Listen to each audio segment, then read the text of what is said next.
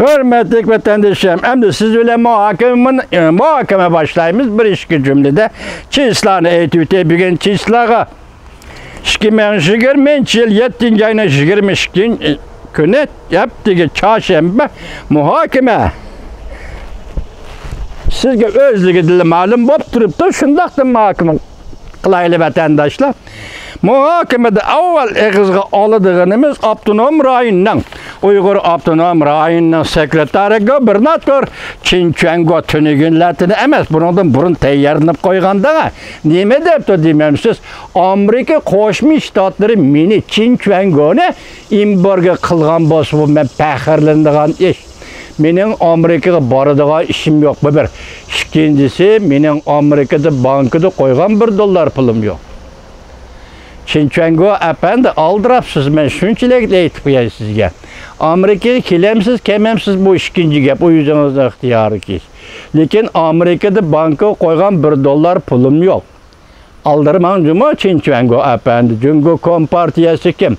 Cungo Kompartiyasının əməldarları kim? Bu bütün dünyaga aşkarı bo'lishdan avval Uyg'urlarga to'liq aşkarıdır. Bugünkü Cungo Kompartiyasi qurolliq otryad dedik biz. Bugünkü Cungo Kompartiyasi xiyanatchilar paraxorlar partiyasi dedik biz. Muşunun asaslanğanda Cungo'da tüvendi, yuqurdan tüvengiçe.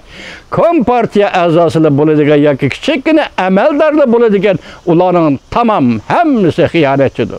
Siz buni sirtida emas. Hazır anlaysiz mi? Hadi cevap çıkıda qarab turamiz. Çinçengo efendi. Şu cevapni anlagandan keyin siz enandakin yani sözleşimiz siz bilen. Bu cevap nima vatandaşlar diqqat qilinglar. Hazır qisqa xabarlar buni anglab o'tinglar. Amerika Qo'shma Shtatlari, diqqat qiling Çinçengo efendi. Amerika Qo'shma Shtatlari Davlat Majlisi yangi bir qonun loyihani ilgari surdi.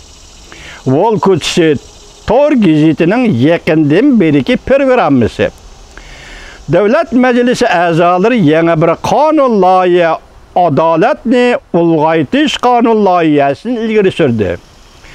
Jungoning mol mulkini tanlatish, kechirim qilinish huquqini tartib elish, yuqumliq virusga Jungo virus, ya'ni Xitoy virusi deb ism qo'yish. Anladingizmi Çinçengo efendi?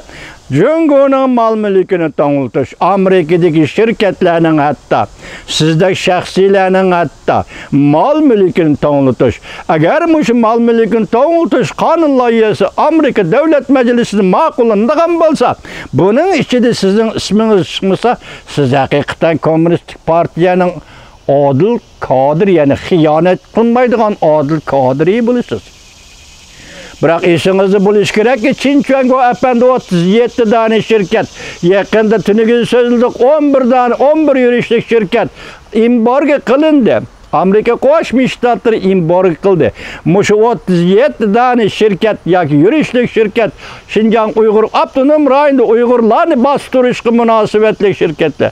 Texnikalik bostirish, so'g'oq qurollar bilan bostirish, kishan, chatma, bilezik degandek narsalarni qo'liga selib qo'yib, so'g'oq qurollar bilan qiynash, jismoniy qiynash, mushularning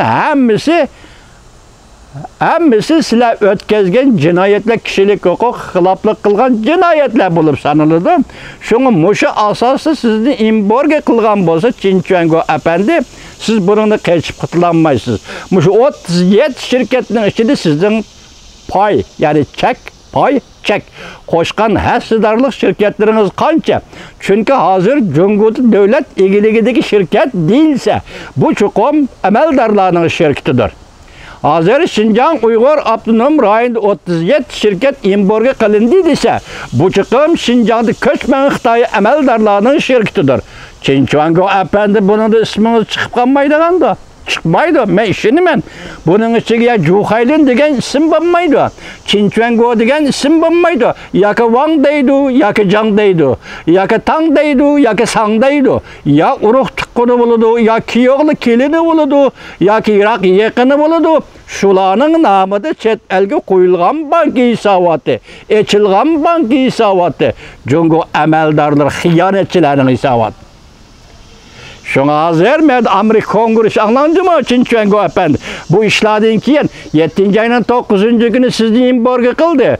Tünügen 21. günü 11 şirkette, umumu 37 şirketini imborga kıldı.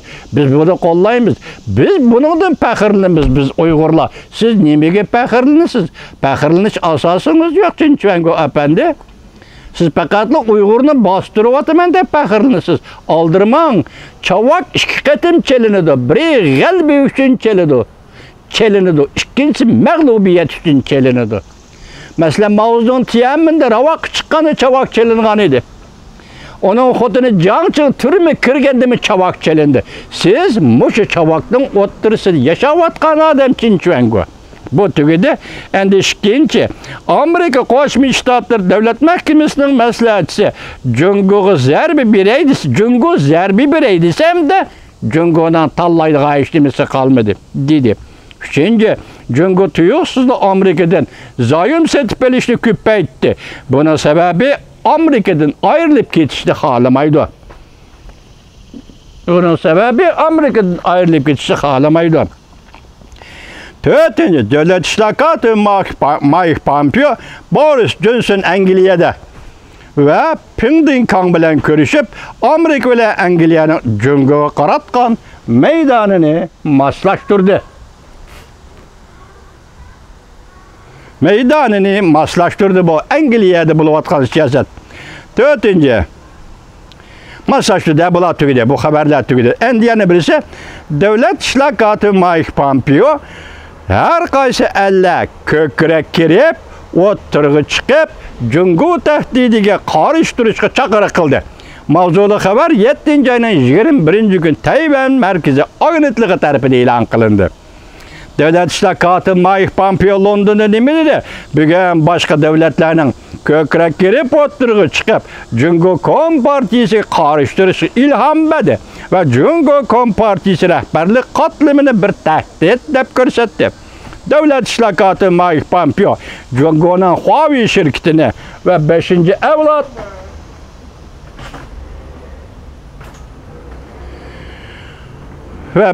evlat internet kuruluşu kodlışı çıkıp çıkarıp etkenliğini tebrikledi. Angliya çıkarıp etti 5. evlat teknikisini.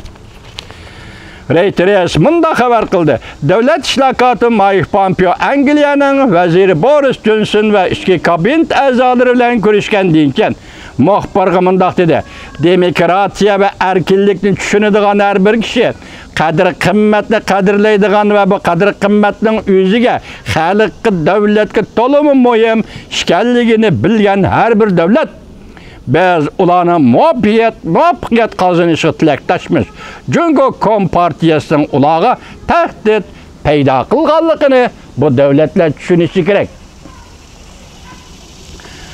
Devlet İşlakatı Mike Pompeo yanımında görsetti. Amerika halkı xas bolgan uçur haberlerinin Cungu Kompartiyasının kolu çöp ketmesligini ümit kılımız ve buna kapalet kılımız. Endi anlaysız hürmetlik vatandaşım. Bugün etdigende mundaq işke haber. Cungu'nun Hiveston şehirde turistlik konsulxanası taqashni Amerika talep kıldı. Beijing hata karar dedi ve bekar kılışını davet kıldı. Mavzulu haber 7. ayının 22. günü Duvitor bitidi ilan kılındı. Bayanatçı Wang Wenbin siyasi igvagarchilik degan cümleni işletti. Demek bugün Hiveston'da yüz bergen konsuluna taqash doğrusu haber çıqqandan keyin Cungu Tashqi ishlar ministerligining bayonotchisi Wang Wenbin nima dedi? Siyasi igvagarchilik dedi. Demek bu mesele konsul meselesi ve başka meseleler siyasi igvagarchilik dedi. Endilikte Cungu'nun Amerika turuşluq baş elçixanası bomba tehdidi ve telefon arkalık parakende kılışqa uçurdu. Tafsilatlar aşkarlandı. Mavzulu haber 7. ayının 22. günü Dovit orbitide ilan kılındı. Wang Wenbin yani şu bayanatçı nemi dedi dikkate vatandaş. Cungu'nun Amerika'da turuşluq elçixanası yakından beri organla ve kadınla bomba tehdidi ve ölüm tehdidi uçurdu.